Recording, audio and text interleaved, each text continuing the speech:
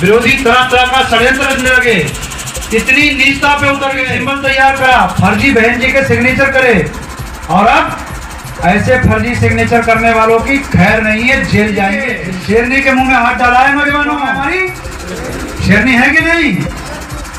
शेरनी के मुंह में हाथ जी के सिग्नेचर फर्जी करें, आम आदमी के फर्जी सिग्नेचर करके तो कोई बच नहीं सकता, ये तो शेरनी के फर्जी सिग्नेचर कर दिए।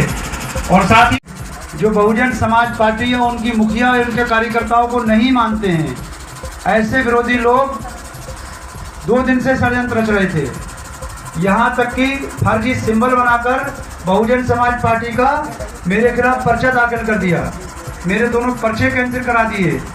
लेकिन जब बहन जी को यह खबर मिली और बहन जी अपने पुराने रूप में आई तो हाथ के हाथ अधिकारियों ने वीडियो कॉन्फ्रेंसिंग के जरिए बहन जी से बात करी और मुझको मेरा फिर से जो पर्चा निरस्त करा था वो पर्चा जीवित करके सिंबल देने का काम करा है।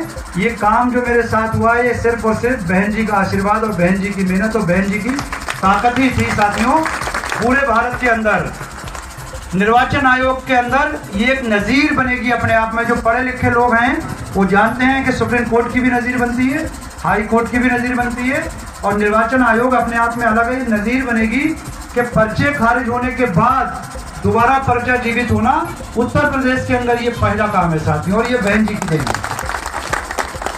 साथियों, मुझको बहन जी ने आशीर्वाद दिया था, मुझको बहन जी ने सिंबल दिया था, लेकिन जैसे ही मेरा टिकट हुआ और मेरा दलित समाज सब इकट्ठा हुआ और मुस्लिम समाज ने इकट्ठा होना शुरू करा तो विरोधियों के हौसले पस्त हो गए। विरोधी तरह तरह का षड्यंत्र रचने लगे, इतनी नीचता पे उतर गए कि फर्जी सिंबल तैयार करा, फर्जी बहन जी के सिग्नेचर करे, और अब ऐसे फर्जी सिग्नेचर करने वालों की खैर नहीं है, जेल जाएंगे, जेल सीधे। क्योंकि ये शेरनी के मुंह में हाथ डाला है नौजवानों। बहन जी कौन है हमारी? शेरनी है कि नहीं? शेरनी के मुंह में हाथ डाला है। बहन जी के सिग्नेचर फर्जी करें, आम आदमी के फर्जी सिग्नेचर करके तो कोई बच नहीं सकता, ये तो शेरनी के फर्जी सिग्नेचर कर दिए। और साथियों, मैं आपको एक चीज़ और बता देना चाहता हूँ, मेरे यहाँ मौर्य समाज के लोग भी हैं, मैं उनसे कहना चाहता हूँ, दलित भाइयों से कहना चाहता हूँ, इस गांव में ठाकुर समाज के लोग भी हैं, उनसे कहना चाहता हूँ कि चुनाव हमारा हक और अधिकार है। मेरे खिलाफ चुनाव कोई व्यक्ति, कोई बच्चा निर्दलीय भी लड़ सकता है। ये आपके मुनीश खड़े हैं, समाजवादी पार्टी से चुनाव लड़े थे जिला पंचायत का, तुम्हारे भैया थे, तुम थे। और जहाँ जहाँ इन्होंने कहा, मैंने इनके साथ जाकर मुस्लिम समाज में मीटिंगें करी। बताओ, मैंने तो कोई धर्म जाति बिरादरी देखी नहीं थी भाई, मैंने बताओ तुम्हारे लिए मीटिंगें करी नहीं करी? करी।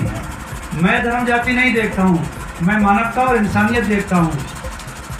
साथियों, चुनाव लड़ना सबका अधिकार है, लेकिन इस हद तक गिरकर चुनाव लड़ना कि मेरे पर्चे खारिज कराने की साजिश, और ये साजिश भारतीय जनता पार्टी और समाजवादी के प्रत्याशी नीरज मौर्य जी ने दोनों ने एक जगह होटल में बैठ के रची थी साथियों। उसका सबूत आज के अखबारों में है, तमाम मोबाइलों पे वीडियो में नीरज मौर्य जी का ड्राइवर बोल रहा है कि भाई हमारी गाड़ी थी, हम नीरज मौर्य जी के चुनाव में गाड़ी चला रहे हैं, और ये जो सतवीर का पर्चा फर्जी फाइल हमारी गाड़ी में थी और उनका वकील था, तो नीरज मौर्य जी के कार्यालय से हमको ऑर्डर हुआ था कि तहसील से फर्जी फाइल और वकील को लेके आओ।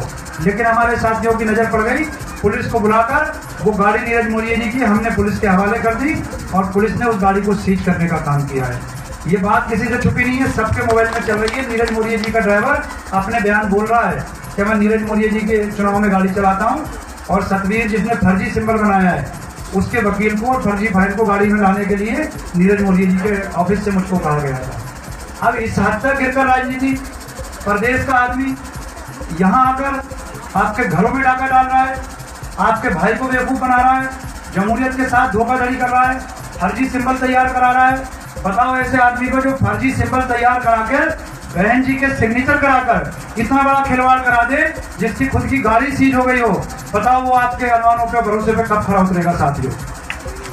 जो निर्वाचन आयोग को धोखा देने की कोशिश कर रहा है, जिले और प्रदेश के सिस्टम को धोखा देने की कोशिश कर रहा है, वो आपको भी ठक्के ले जाएगा जैसे रुचि वीरा जी ठक्के ले गए और लौट के नहीं आई साथियों। तो मैं अपने मौर्य समाज से कहना चाहता हूँ कि मैंने जिला पंचायत जब अपने इस मौर्य भाई को लड़ा सकता हूँ, मैं विधानसभा जब अगम मौर्य जी को लड़ा सकता हूँ, तो बताओ तुम भी दिल बड़ा करो, तुम मुझे लोकसभा का चुनाव क्यों नहीं लड़ा सकते? मैं तुमसे मदद मांग रहा हूँ, वोट और सपोर्ट की अपील कर रहा हूँ कि जिस तरह से मैंने तुम्हारे बेटे पे भरोसा करके तुम्हारे भाई को चुनाव लड़ाया था, तुम्हारे बेटे तुम्हारे भाई अगम मौर्य जी को चुनाव लड़ाया था, आज मेरा वक्त है, मैं कैंडिडेट